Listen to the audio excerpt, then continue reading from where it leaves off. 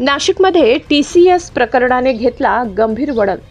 NCWची team थेट चौकशीसाठी दाखल.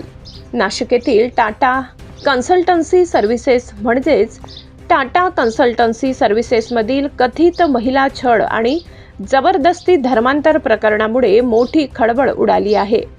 या प्रकरणाची चौकशी करण्यासाठी नॅशनल कमिशन फॉर वुमेन म्हणजेच NCWची फॅक्ट फाइंडिंग कमिटी नाशिकमध्ये दाखल झाली आहे. समितीने पीडित महिला, त्यांच्या कुटुंबियांसोबतच पोलीस अधिकाऱ्यांशीही चर्चा केली आहे.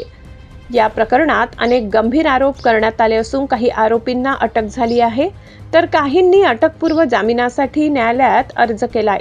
या घटनेमुळे कॉर्पोरेट क्षेत्रातील महिला सुरक्षेचा मुद्दा पुन्हा ऐरणीवर आलाय.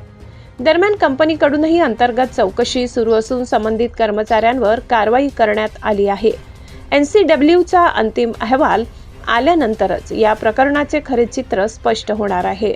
अशाच महत्त्वाच्या अपडेट्ससाठी चॅनलला सबस्क्राईब करा. या प्रकरणावर तुमचे मत काय, कमेंटमध्ये नक्की सांगा.